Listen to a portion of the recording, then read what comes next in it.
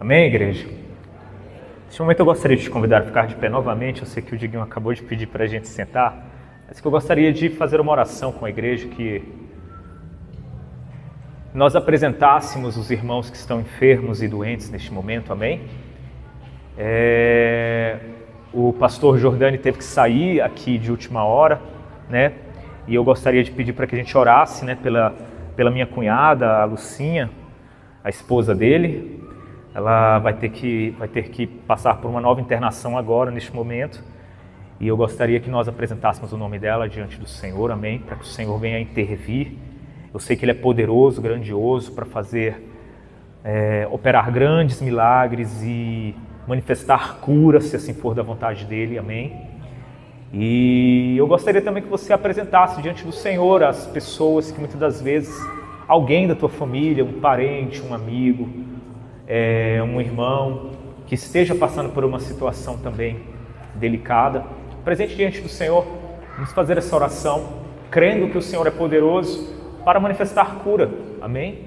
Crendo que o Senhor é poderoso para manifestar restauração, tanto na saúde física quanto na saúde psicológica e espiritual, amém? O Senhor é poderoso, nós cremos num Deus que é poderoso, amém? Então, apresentemos os enfermos diante do Senhor nessa noite. Tem mais alguém que gostaria de pedir? Sâmila, né? Amém. A Sâmila também, então nós estaremos apresentando ela também diante do Senhor, amém? Senhor, sim. Irmão Francisco Carlos, amém. Irmão Francisco Carlos, ele congregava aqui com a gente, não sei se os irmãos lembram dele. Ele é irmão do irmão Valdinar. E ele está internado, né, na UTI com câncer. Meu pai até fez uma visita para ele ontem, amém, no hospital, né, pai? E vamos apresentá-lo diante do Senhor também, amém? Senhor Deus, nós nesta noite nos colocamos diante de Ti. Neste momento, Senhor, apresentamos os enfermos, os cativos, os que estão oprimidos, Senhor. Apresentamos diante de Ti porque sabemos que o Senhor é poderoso para manifestar grandes coisas que estão para muito além daquilo que nós podemos conceber, Senhor, ou imaginar. É por isso, Senhor, que nós apresentamos diante de Ti a irmã Lucinha, a Sâmela, apresentamos o irmão Francisco Carlos, Senhor, e apresentamos todos aqueles que estão, Senhor, talvez num momento de desespero, buscando refúgio, buscando cura, buscando libertação. Senhor, pelo poder que há no nome de Jesus, nós pedimos que toda doença seja retirada, que toda doença caia por terra, que onde houver jugo, que haja liberdade no lugar. Neste momento, Senhor, quebra, Senhor, qualquer tipo de situação que esteja afligindo os Teus servos e servas. Senhor, vai onde eles estão agora, Senhor, e visita-os com força, com fortaleza, com consolo, Senhor, em nome de Jesus. Que a Tua presença possa ser palpável onde quer que eles estejam, Senhor. Que, Senhor, a fortaleza que vem do Teu Espírito possa ser experimentável a todos estes por quem nós clamamos, Senhor, e que nós dirigimos a Ti e colocamos diante da Tua presença. Nós cremos, Senhor, pedimos, Senhor, e manifestamos todas essas coisas em nome de Jesus. Amém e amém. Amém, igreja? Fique de pé ainda. Eu gostaria que nós abríssemos nossas Bíblias neste momento, lá no Evangelho de Jesus, segundo escreveu o apóstolo João, no Evangelho de João, amém? No capítulo 7 do Evangelho de João. Abra sua Bíblia conosco.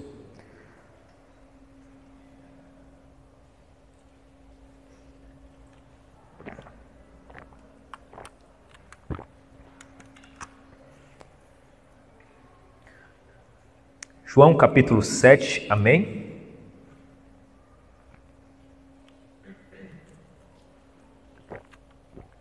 Desde já gostaria de agradecer a presença de todos os que estão aqui. Nossos corações ficam muito felizes por vê-los aqui, amém? Que o Senhor Jesus abençoe a cada um. aqui nós buscamos viver realmente em unidade, em família, como família mesmo. Não uma família perfeita, que não existe isso, mas como pessoas que tentam sempre permitir que o Senhor quebrante os corações e nos relacionamentos uns com os outros que a gente venha a crescer, amém? Que essa casa seja uma casa de crescimento individual, espiritual, familiar para todos nós, amém? Essa é a nossa oração e a gente fica muito feliz pela presença de cada um de vocês. João capítulo 7, amém? Todos acharam? Versículo 1. Vamos ler juntos, amém? E depois disto, Jesus andava pela Galileia e já não queria andar pela Judéia, pois os judeus procuravam matá-lo. E estava próxima a festa dos judeus, a dos tabernáculos. Disseram-lhe, pois, seus irmãos, sai daqui e vai para a Judéia. Vai para a Judéia, para que também os teus discípulos vejam as obras que fazes. Porque não há ninguém que procure ser conhecido que faça coisa alguma em oculto.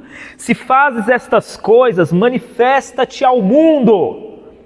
Porque nem mesmo seus irmãos criam nele. Disse-lhes Jesus, ainda não é chegado o meu tempo, mas o vosso tempo sempre está pronto. O mundo não vos pode odiar, mas ele me odeia a mim, porquanto dele testifico que as suas obras são más. Subi vós a esta festa, eu não subo ainda a esta festa, porque ainda o meu tempo não está cumprido. E havendo-lhes dito isto, ficou na Galileia. Mas quando seus irmãos já tinham subido à festa, então subiu ele também, não manifestamente, mas como em oculto. Amém? Pode se assentar nessa noite.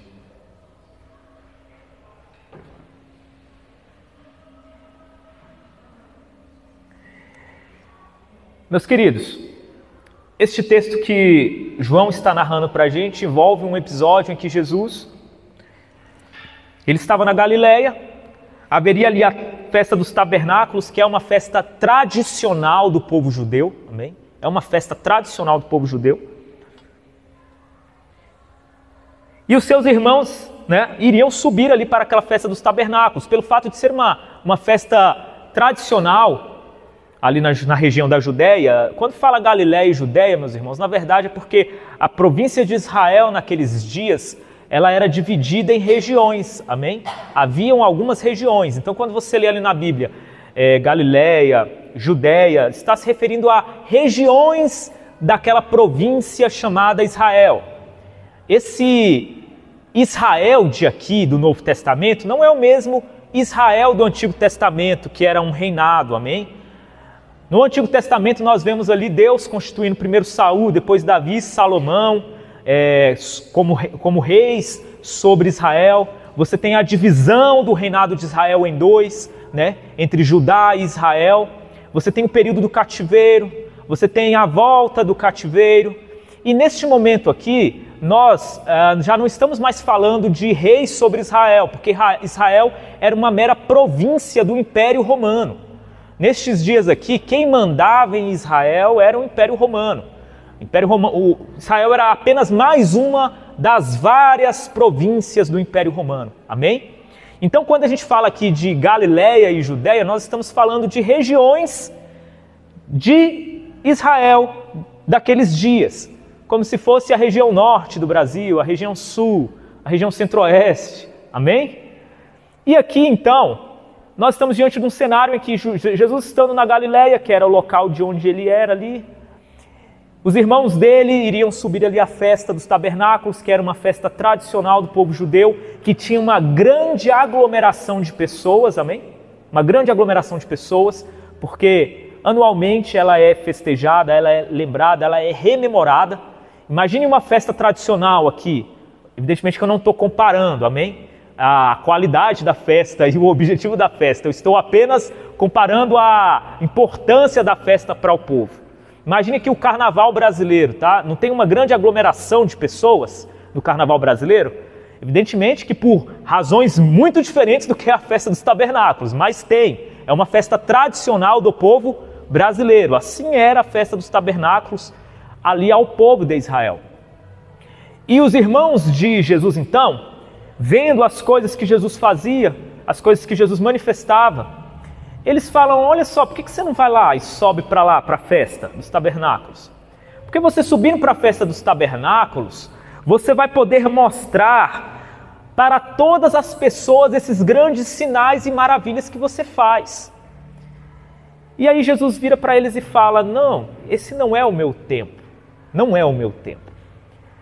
O primeiro ponto que eu quero abordar com vocês aqui é esse conselho dos irmãos de Jesus. Porque os irmãos, aqui quando a gente lê no versículo 3 e 4, parece que o conselho dos irmãos de Jesus era um conselho de quem se preocupava com o ministério de Jesus. Eles falam assim: olha, você fica aqui na Judéia, mas vai para lá fazer as obras para que todos vejam. Porque não há ninguém que procure ser conhecido que faça coisa alguma em oculto. Ou seja, não adianta você ficar escondido aqui. Vai para lá fazer essas coisas. Manifesta-te ao mundo.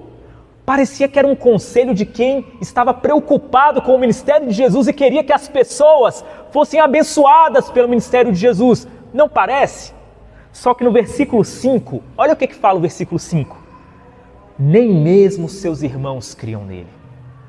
Ou seja, os próprios irmãos de Jesus não criam naquilo que eles estavam incentivando Jesus a fazer. Os irmãos de Jesus não tinham aquilo por grande conta. Aqui eu faço um paralelo com as nossas vidas, meus irmãos, e é o primeiro paralelo que eu gostaria de fazer. Nem sempre os bons conselhos eles vêm das pessoas mais próximas. E nem sempre as pessoas que são mais próximas, elas estão dando conselhos porque realmente acreditam naquilo que é para ser teu, aquilo que é para você desempenhar. Jesus, eu sempre digo o seguinte, que Jesus ele é a manifestação perfeita do ser humano, amém? Jesus, ele é Deus encarnado. E como Deus encarnado, a palavra que se fez carne, amém? João capítulo 1, o apóstolo João começa aqui esse evangelho dizendo isso, né? De Cristo, no princípio era o verbo, a palavra, o logos, e o verbo era Deus e o verbo estava com Deus. Todas as coisas foram feitas por meio dele e sem ele nada do que foi feito se fez. Ele é a palavra encarnada, o Deus que se encarna, se faz homem e que mostra ao homem o que é verdadeiramente ser um homem, a imagem e a semelhança de Deus. É por isso que, meu irmão, se você quer ser a imagem e a semelhança de Deus, principalmente a semelhança, que são as características de Deus em nós, as virtudes divinas manifestas em nós, essa semelhança nós precisamos olhar para o Cristo, porque o Cristo é o homem, Deus, é Deus mostrando para o homem como que se faz para ser homem de verdade, para ser homem de acordo com a vontade inicial de Deus. Amém? E você vê então Cristo aqui, sabendo de todas as coisas, conhecendo o coração dos homens. Ele sabia exatamente qual era a dimensão e o intuito do conselho dos seus irmãos. Ele sabia que os seus irmãos não estavam falando aquilo necessariamente porque queriam ver a salvação que havia chegado para a humanidade. Mas eles tinham qualquer outro motivo. Talvez não contrariar as expectativas que eram lançadas sobre eles. Talvez tirar algum tipo de, fazer um teste, uma provação sobre o ministério de Jesus, vai para lá, para o meio das pessoas, para ver se realmente você é isso que você diz ser. Talvez os irmãos de Jesus queriam um teste, queriam fazer uma comprovação, enfim. Mas o fato é que o conselho deles não era um conselho de quem cria em Jesus. E esse é o ponto primordial aqui, o ponto-chave aqui do que nós estamos falando, amém? Amém, queridos? E eu gostaria de levantar um segundo ponto aqui, é que no versículo 4, olha só o que eles estão falando no versículo 4. Eles vão justificar o porquê que eles estão aconselhando Jesus a ir para lá. E eles falam, olha, porque não há ninguém que procure ser conhecido que faça coisa alguma em oculto. Se fazes estas coisas, manifesta-te ao mundo. Mas olha a resposta que Jesus dá para eles no versículo 6. Disse-lhes Jesus, ainda não é chegado o meu tempo, mas o vosso tempo sempre está pronto. E ele fala ainda mais no versículo 7, o mundo não vos pode odiar, mas ele me odeia a mim, porquanto dele testifico que as suas obras são más. Meus irmãos, quando Jesus fala isso aqui, ele está contrariando a obviedade, o espírito que rege o ser humano. Ele está indo na contramão daquilo que o ser humano estima, aquilo que atrai o coração do ser humano, que atrai os olhares do ser humano. Jesus está mostrando que ele está indo contra isso, porque o ministério dado por Deus àqueles que são chamados do Evangelho necessariamente é um ministério que não se coaduna, se assemelha, se mede, se compara pelas coisas do mundo. Isso me lembra exatamente o que Paulo fala lá em 1 Coríntios, no capítulo 2, quando Paulo está falando acerca da diferença entre o homem natural e o homem espiritual. Ele está falando que o homem natural ele não compreende as coisas do Espírito de Deus porque ele anseia coisas diferentes. No caso aqui que nós estamos lendo aqui de João 7, enquanto os irmãos de Jesus tinham aquela estima, tinham aquele anseio pela aparição, por se mostrar, ao ponto de chegar e falar, olha, você tem que deixar de ficar oculto, escondido, larga de ser bobo. Cadê o seu auto-marketing? Cadê a sua autopropaganda? Cadê a sua pose de quem sabe do que está falando? Essa pose muito bem montada que hoje nós conhecemos, né? E vemos todos os dias, por exemplo, nas redes sociais. Né? As redes sociais que se tornaram nesse mundo da fantasia e do personagem. Não que não existisse isso antes. Ser um personagem, viver uma fantasia, viver um teatro, tornar a sua vida um teatro e não ser de verdade, não ser em essência. Isso sempre é do ser humano. Só que as redes sociais elas estão potencializando isso ao máximo. Eu já falei isso aqui em outra pregação. Ao ponto de que hoje, o que faz com que você leve ou não em consideração o que uma pessoa fala é se ela tem se ela sabe impostar a sua voz, né? Se ela sabe se comportar de forma com uma programação neurolinguística que agrade a você e te passe uma sensação de sobriedade. Coisa que na verdade é só mais um personagem para camuflar as fraquezas, a tolice e a futilidade que rege a maioria esmagadora de todas essas pessoas. Jesus ele está mostrando aqui, enquanto todos esperavam que ele fosse se mostrar, Jesus está falando, olha, não é assim que as coisas funcionam. O tempo de vocês é toda hora e vocês estão aí nessa vibe de vocês. O tempo de vocês sempre está pronto. Vocês andam, conversam, vocês têm os trejeitos da cultura que cerca vocês. Vocês seguem esse padrão de convivência normal. Vocês são facilmente discerníveis porque vocês são homens carnais. Porque um homem carnal sabe o que esperar do outro homem carnal. Ele espera o quê? O desejo de se dar bem, o desejo de ser visto, o desejo de sua opinião prevalecer, o desejo de não ser feito de trouxa, o desejo de vingança, o desejo de se autoafirmar. Isso é o que os homens, a sociedade espera de vocês. Mas deixa eu te falar uma coisa. O mundo me odeia exatamente porque eu não faço isso que vocês fazem. O mundo me odeia exatamente porque ele não sabe o que esperar de mim.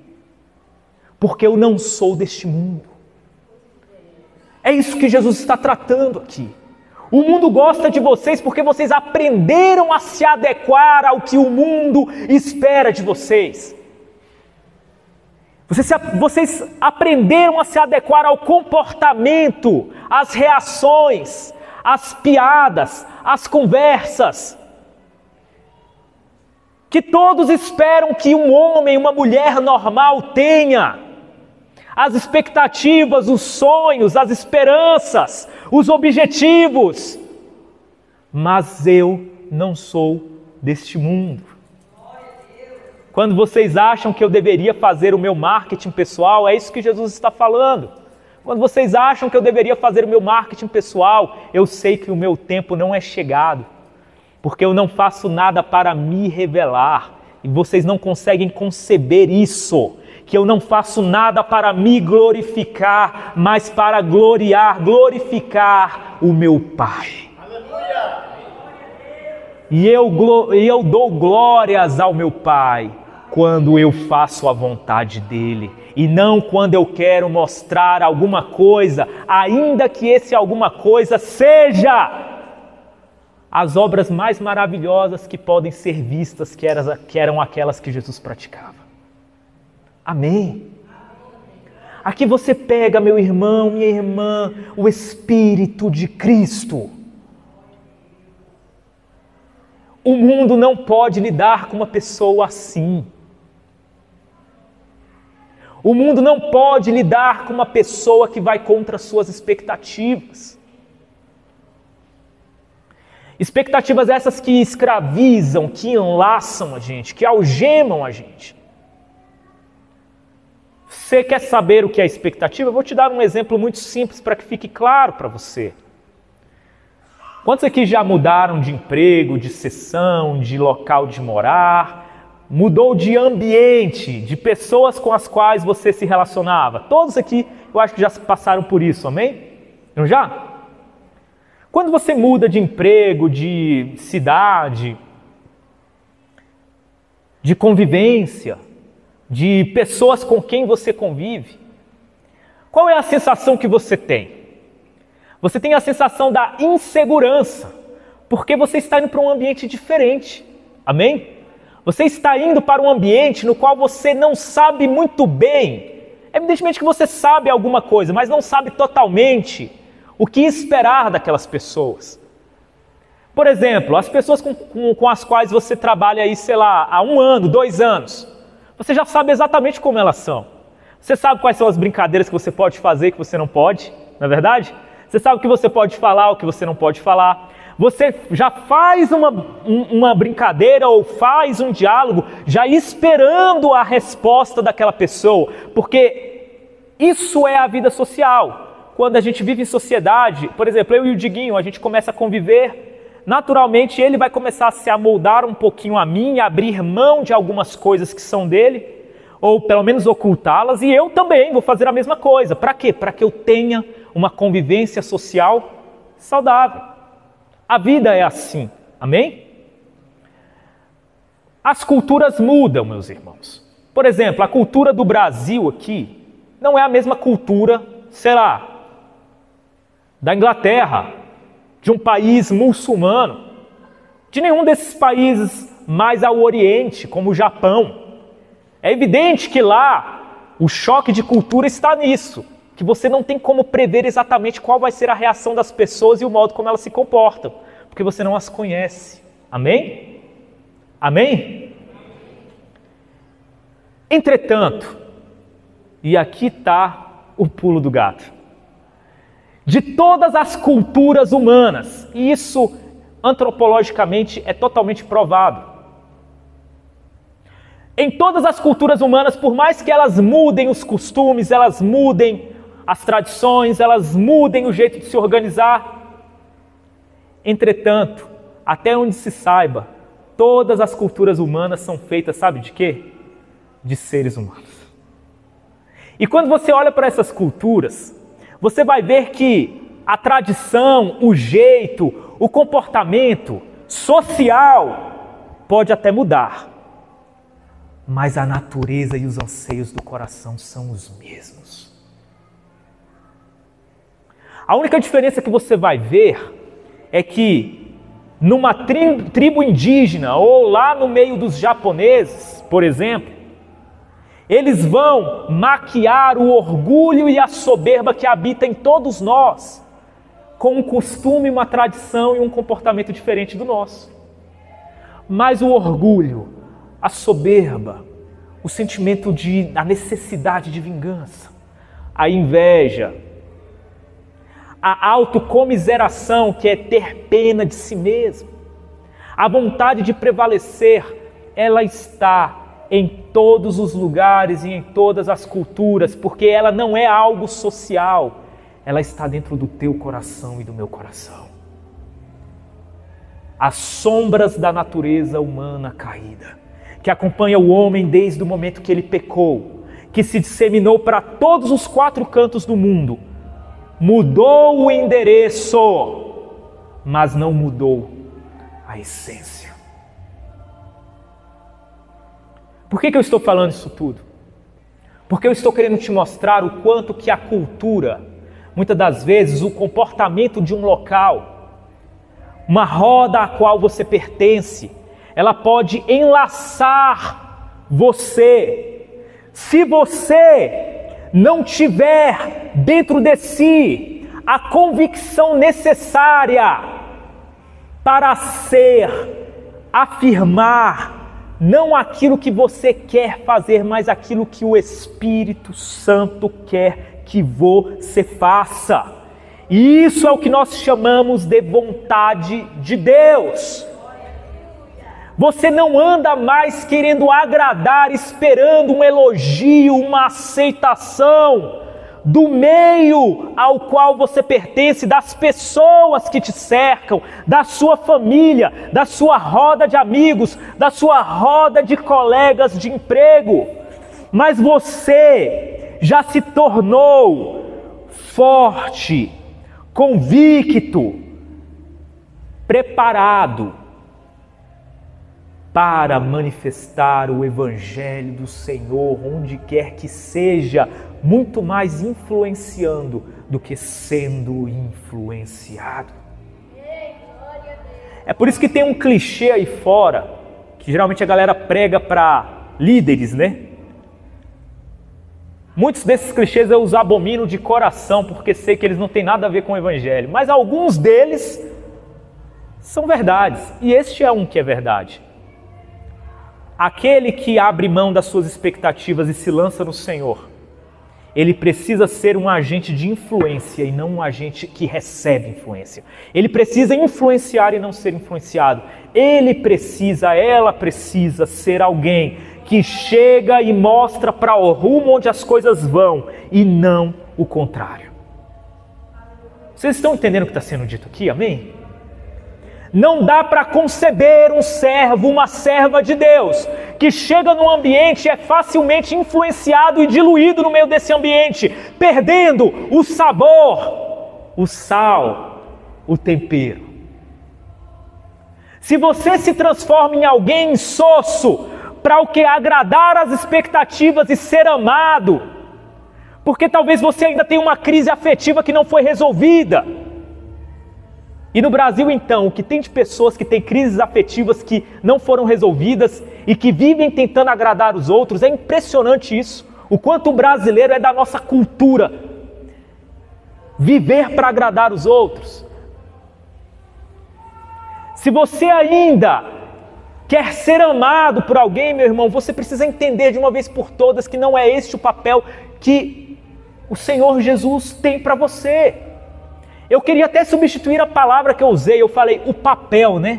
Papel é coisa de quem representa, é coisa de artista. Você tem que parar de ser artista, você tem que parar de exercer um papel, você tem que passar a ser, encarnar em ti, meu irmão, minha irmã, os princípios do Evangelho.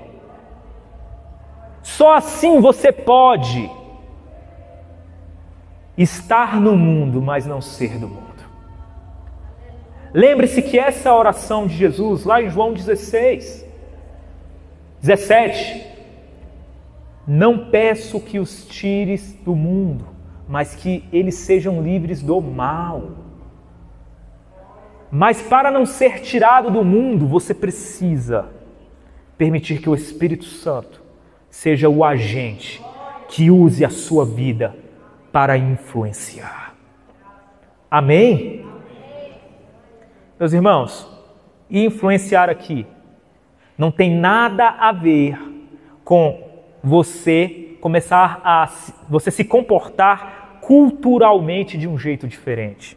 Não tem nada a ver com isso. Nota que Jesus, ele falou o seguinte, vocês esperam a aceitação das pessoas, vocês não querem ser odiados por ninguém. Eu não, eu faço o que é preciso ser feito. Se for para ser odiado, eu serei. E geralmente a luz que brilha muito forte em quem está em trevas absolutas, essa luz incomoda mesmo, geralmente gera dor. A luz, ela não chega na escuridão gerando conforto. Ela incomoda, ela vai no fundo do olho, ela dá aquela dor que não é só latente, mas é presente, afeta até o cérebro. Você sente aquela fisgada. Se você se trancar num quarto escuro e sair para olhar o sol, de repente você vai entender o que eu estou falando.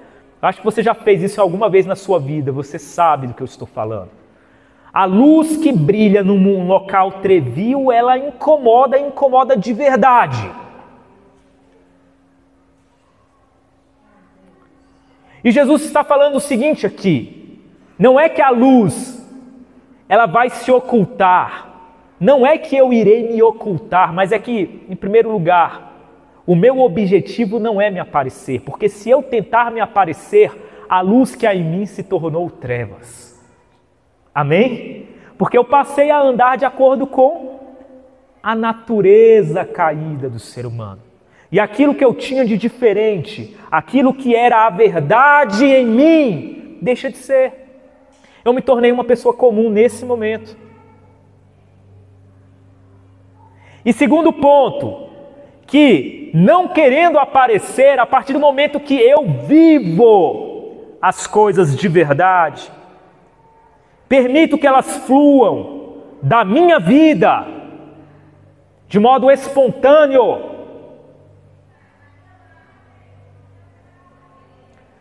A luz vai brilhar, ainda que eu esteja num local que, para as regras do mundo, não chame atenção, mas aqueles que estão com os olhares atentos verão. Aqueles que precisam ser alcançados verão. Aqueles que estão em busca de guia, encontrarão o seu guia. Aqueles que estão em busca de cura, encontrarão a cura. Aqueles que estão em busca de liberdade, libertação, que estão cativos e oprimidos, eles encontrarão a liberdade. Porque aqui eu não falo para mim, eu falo para os outros, para os necessitados, para aqueles que estão totalmente destruídos pelas mazelas desta vida, de modo que aquele que precisa virá, ele responderá ao chamado do Filho da Luz. Se eu chegar aqui, meu irmão, e tiver muitas pessoas com sede, e eu abrir um balde d'água, trouxer um balde d'água aqui, com um monte de copo, eu não preciso chegar aqui gritando, olha a água. Se esse povo aqui tiver já uma semana sem beber água, eles não vão esperar, irmã Isaíra, eu nem abrir a boca. Eles virão, porque é aquilo que é a necessidade deles. Eles precisam daquilo. Igreja, o que eu estou falando é o seguinte: você precisa levar as virtudes do Evangelho em ti e não representar, não viver o comportamento como se tivesse isso. Você tem que ter isso. De modo que aqueles que precisarem daquilo que você tem, eles terão, porque eles virão até ti, porque você estará ali, a tua presença com a virtude manifesta já é toda a propaganda que se precisa fazer sobre aquilo. Amém, igreja?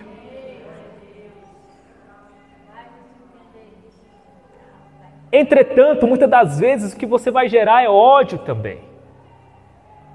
Você não vai só atrair necessitados, mas você vai atrair também as críticas, você vai atrair também perseguição. Porque, como eu disse, meu irmão, não há como você ser de Cristo se você nega aquilo que é preciso ser feito para você ser aceito pelo ambiente que você vive. Não rola, não dá. Amém? Não tem jeito. É por isso que não há como servir a dois senhores. É por isso que não existe meio termo no caminho do Evangelho. Ou é ou não é. Olha o nível que a coisa chega, para você ter uma ideia. Quando Jesus, posteriormente, ele sobe à festa, ele não sobe naquele momento com os irmãos dele, mas ele sobe num segundo momento, procurando se ocultar de acordo com os parâmetros humanos, amém? Mas permitindo com que sempre a virtude do Evangelho fosse vista, porque uma exclui a outra, amém? Uma exclui a outra, não tem como ser as duas coisas ao mesmo tempo. Mas olha o que aqueles homens falaram para o nosso mestre. Jesus, ele era alvo ali de grande dilema. Olha ali no versículo 12, a discussão que havia sobre Jesus. E havia grande murmuração entre a multidão a respeito de Jesus. Uns diziam, ele é bom, ele é bom. Outros diziam, não, esse aí é um enganador. Esse daí eu esperava o profeta, o enviado de Deus de determinado modo. Ele não veio do jeito que eu esperava, isso aí é um enganador, isso aí não é de Deus. As pessoas que querem receber Jesus montam o Cristo, montam o Deus de acordo com as expectativas dele, montam o Evangelho, o reino de Deus de acordo com as suas expectativas. E não o contrário, que é você se desfazer de tudo e permitir que o reino de Deus nasça em você e tome conta de todo o teu ser, mudando as tuas expectativas, mudando tudo em você. Mas essas pessoas não eram assim. Ninguém falava abertamente dele, no versículo 13, mas olha o que os judeus eles vão falar, olha. A multidão respondeu lá no versículo 20 para Jesus. A multidão ficou tão cansada de Jesus não suprir as expectativas dela, a mesma expectativa que os irmãos dele tinham, que a multidão vira para Jesus e fala, você tem demônio.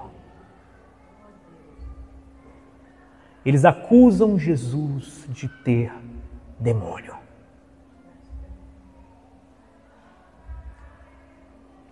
O cristão, ele precisa ter a convicção do que ele está fazendo a tal ponto de que nenhuma opinião alheia venha a influenciar aquilo que ele está fazendo, tirá-lo do caminho que ele está trilhando.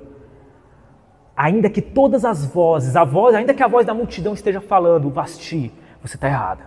Vasti não é isso. Vasti, você tem demônio, você é louca. E muitas das vezes na nossa vida a gente passa por momentos assim, amém? Que a voz da multidão é uma voz que vai contra tudo aquilo que nós estamos fazendo, porque tudo que a multidão espera da gente naquele momento não é aquela atitude que nós estamos tomando. Mas é por isso que lá em Paulo, novamente em 1 Coríntios capítulo 2, fala que aquele que é nascido do Espírito, ele não é discernido de ninguém, mas ele discerne bem todas as coisas. Ele sabe com quem ele anda, ele sabe quem o ordenou, ele sabe quem deu a missão e o chamado, ele sabe quem fala com ele, quem colocou aquilo em sua vida. De modo que, ainda que todos digam que ele esteja louco, ele sabe que não está, porque ele sabe em quem ele crê. Deus para ele não é alguém distante, é alguém com quem ele anda. É por isso que só aqueles que chegam ao ponto, como Jó, de dizer, antes eu te conhecia de ouvir falar, aqueles que conhecem a Deus apenas de ouvir falar, quando a multidão grita, eles se assustam, eles recuam, eles começam a duvidar de si mesmos. Mas aqueles que conhecem a Deus por contemplar a sua face, ainda que o mundo se levante contra, ele sabe a quem ele serve. E ele vai continuar, meu irmão. Você está entendendo o que eu estou dizendo aqui? Meus irmãos, a multidão ali não era 2, 3 pessoas duvidando de Jesus. Eram os irmãos de Jesus duvidando dele. Era toda a multidão de uma festa pomposa, de grande aglomeração duvidando dele. Eu valo uma aposta que qualquer um de nós já teria aberto mão dos nossos princípios e valores se estivéssemos na posição de Jesus. Meu irmão, quando uma pessoa qualquer duvida de você, você já se desmorona, porque você fica, eu acho que fulano não curtiu o que eu fiz, o que fulano está pensando de mim? Imagina se os teus queridos, imagina se toda uma multidão se levanta contra o que você está fazendo. Ou você tem convicção de verdade no Evangelho, ou você não sobrevive. Enquanto todos estão falando, Diego, você está sendo um trouxa, um idiota. Se você não tiver convicção firme no Senhor, quando é a multidão gritando, você vai ceder. Você vai ceder. A igreja hoje se preocupa muito com o que é propagado na televisão, com as ideologias políticas que cercam. Eu não estou dizendo que a igreja não deva olhar para isso, mas deixa eu te falar uma coisa. Você sabe por que a igreja ela se preocupa de verdade com isso? A igreja tem se preocupado com isso porque ela é tão frágil na sua convicção que ela tem medo que a maioria comece a pensar aquilo que ela é contra. E uma vez que a maioria comece a pensar dessa forma, ela também venha ceder, acabe cedendo à pressão.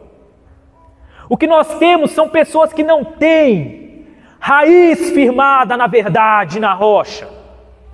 Nas suas casas não são construídas sobre a rocha, de modo que elas estão preocupadas em se autoafirmar ou não permitir que a multidão a contrarie, porque se a multidão a contrariar mesmo, ela acaba cedendo, ela acaba indo contra aquilo que ela acredita. Eu digo isso com toda sinceridade, meus irmãos. A maior preocupação da igreja hoje é não ser aceita pela maioria. É que a verdade do evangelho que ela pregue comece a ser rechaçada pela maioria. Esse é que é o medo das pessoas. Porque elas acreditam no que a maioria acredita. Elas acreditam no que a multidão acredita. Elas não têm um relacionamento pessoal com o Senhor. Pessoas que são facilmente induzidas pela multidão, essas pessoas, elas não têm vez no Evangelho. Essas pessoas, elas podem até fazer milagres, curas no nome do Senhor, mas naquele dia o Senhor Jesus vai falar, olha, eu não vos conheci. Sabe por que eu não vos conheci? Porque vocês não me conheceram. Porque o lance de vocês era com a maioria, o lance de vocês não era em ser, era em agradar, era em estar, era em tirar proveito do meio ao qual vocês pertenciam. Por isso vocês iam na onda da multidão. Pessoas que são facilmente influenciadas, elas ainda não entenderam o que é o Evangelho. Nesta noite, meu irmão, minha irmã, de todo o coração, eu te convido a você fazer essa reflexão muito séria.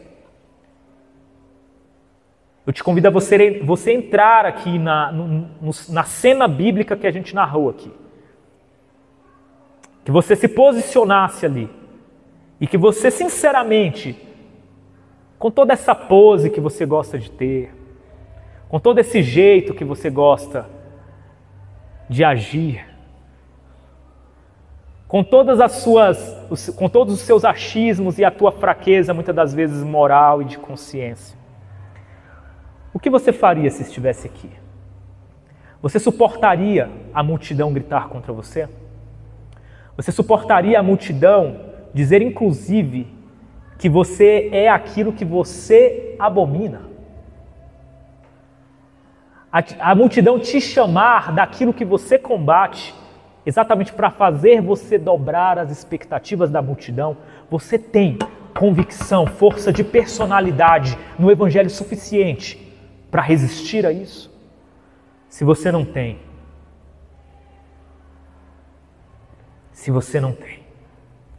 a minha oração é para que você entenda a seriedade desse discurso e busque ao Senhor mais e mais, para que, de fato, o Evangelho ele esteja na sua vida, arraigado em solo com raízes profundas. E não como aquela parábola do bom semeador que saiu lançando a semente, que a semente foi caindo em uma série de locais esses que não eram bons para o crescimento da semente. Você pode até ter a semente do Evangelho, mas não significa que o teu coração está preparado para germinar essa semente. Nesta noite, prepare o teu coração para que o Evangelho realmente floresça na tua vida. Amém? Coloque-se de pé nessa noite, em nome de Jesus.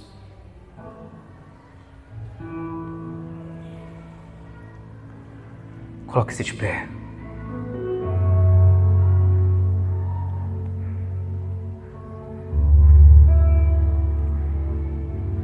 Feche os teus olhos.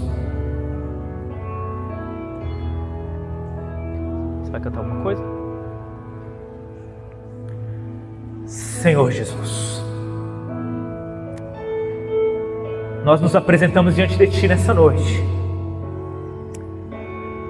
Não diante de um Deus morto, não diante de um Deus distante, não diante de um Deus da religião no qual nós simplesmente aceitamos a sua existência, mas com quem nós realmente não temos um relacionamento, Senhor. Pelo contrário, se ainda existe esse jeito de ser cristão em nós, esse jeito superficial de ser cristão, esse jeito, Senhor, sem sabor de ser cristão, esse jeito gado, manada de ser cristão, que vai com a maioria, que anda pela pressão social, anda pela expectativa social e não pela verdade, não pela justiça, não pelo amor, não pela certeza. Que nós venhamos então, Senhor, a nos tornarmos semelhantes àquele homem que construiu a sua casa sobre a rocha, Senhor. E que ao edificar a sua casa sobre essa rocha, ele realmente edificou sobre algo que sustenta a pressão exterior. Mas para construirmos a nossa casa sobre a rocha, Senhor, primeiro nós precisamos aprender a não nos sujeitarmos às pressões interiores do nosso coração. Senhor, quantas pessoas dizem que vivem contigo, mas ainda andam de acordo com a vontade de agradar os outros, andam de acordo com a inveja, com o orgulho, andam de acordo com o sentimento de ser alguém, de não ser debochado, o sentimento de querer se afirmar, o sentimento de autopiedade. Pessoas que ainda não adquiriram, Senhor, o nascer de novo, que é exatamente abrir mão das expectativas que nós temos de nós mesmos, para que, morrendo contigo, Senhor, a tua vida venha a ressurgir em nós. Nessa noite, Senhor, eu te peço que não haja remendo. Nós estamos cansados de remendos, Senhor. Pano novo em roupa velha não adianta nada, Senhor. Cobrir o buraco das roupas velhas com pano novo, isso não valoriza a roupa em nada. Senhor, pelo contrário, nós jogamos a roupa velha fora, que é a nossa vida. Nós permitimos que ela seja desfeita, que os fios que constroem a nossa roupa velha, que é a nossa vida, venham a ser totalmente desfiados, Senhor, para que agora uma nova costura produza uma roupa nova, uma vida nova, um novo homem, uma nova mulher, sem remendos, sem papéis sociais, pessoas que não estão mais de acordo com a moda, roupas que muitas das vezes desagradam a moda que está sendo vista pela sociedade, mas que é a roupa que tu queres, que o Senhor quis costurar. Que assim seja a nossa vida, Senhor. Que assim seja a nossa vida. Dá-nos convicção para sermos de verdade no nosso trabalho. Dá-nos convicção, Senhor, para manifestarmos as tuas virtudes em meio à nossa família. Dá-nos convicção suficiente, Senhor, para sermos voz profética contra a multidão, ainda que a multidão nos acuse de sermos o inimigo que nós estamos combatendo. Senhor, que nós não venhamos a andar por xingamentos ou por elogios, que nós não venhamos a caminhar, Senhor, pela aceitação ou desaceitação, mas que a única coisa que guie os nossos corações de verdade, Senhor, seja o desejo de Te agradar, ainda que isso gere o desagrado de muitos. Mas o nosso objetivo, Senhor, é Te agradar com as nossas vidas, porque fazendo assim nós estaremos Te adorando de verdade. A nossa vida será uma adoração a Ti, não apenas, Senhor, de corpo, mas com corpo, alma e espírito. Em nome de Jesus. Jesus. Há um caminho para a adoração, há uma porta que tem que se abrir. Abrir os meus olhos espirituais, para que eu possa ver a semente que tem que brotar. Existem vontades que têm que morrer para o mundo e viver para Deus. E o adorar a Deus, viver no seu altar. Ora ao Senhor, Adorar a Deus e me entregar. Adorar a Deus, viver no seu altar. Adorar a Deus e me entregar. quebranta os corações nessa noite, Senhor. Quebranta os corações nessa noite e abençoa, Senhor.